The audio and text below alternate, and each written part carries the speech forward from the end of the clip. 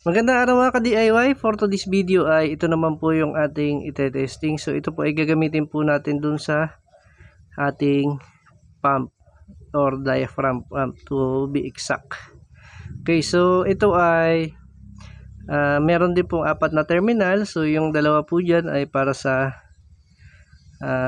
input power, itong V plus and V minus. Tapos yung M plus ay para naman po yan sa output, which is yung motor or yung ating pump. Ayan, so ayan, asan ba ang rating nito? So yun, wala dito yung specs, pero nandun po siya nakalagay sa, so yun, wala po dito yung kanyang specs, pero nandun po nakalagay sa kanyang box. So kunin ko lang yung box. Ayan, so ito po yung kanyang box. So ang unit po nito ay CKMG, or yung model nito ay CKMG. Ang power rating ay 150 watts and voltage niya ay 5 volts to 30 volts. So yan po yung voltage range na kaya niyang i-handle, and yung current ay 5 amperes. So ngayon ito lang naman po yung paggagamitan natin.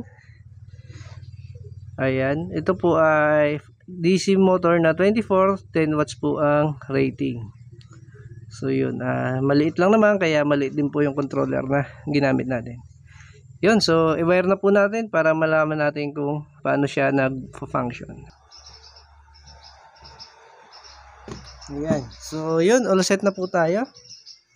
At ngayon ay tetestingin na po natin kung gagana po ba itong ating motor controller dito sa ating DC pump.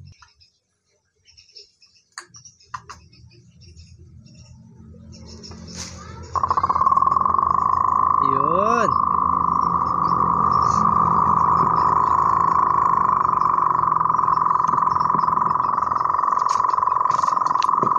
Ayan, mga lodi.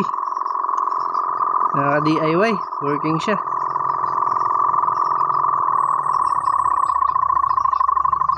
Ayan. So, kung maririnig nyo naman, kapag binabago natin yung value ng ating motor governor or motor controller, ay nagbabago yung vibration nitong ating pump. Ayan. So yun, ayos mga repa, working siya.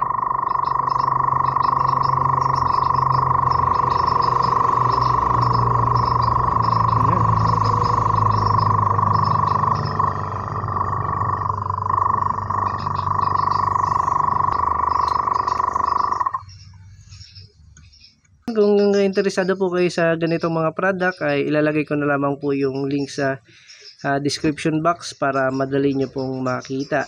Okay, so ngayon mag-update po tayo dito once na itong unit po natin ay na-install na po dun sa ating paggagamitan, so or paglalagyan. So yun, hanggang dito na lamang muna itong ating video. Maraming salamat.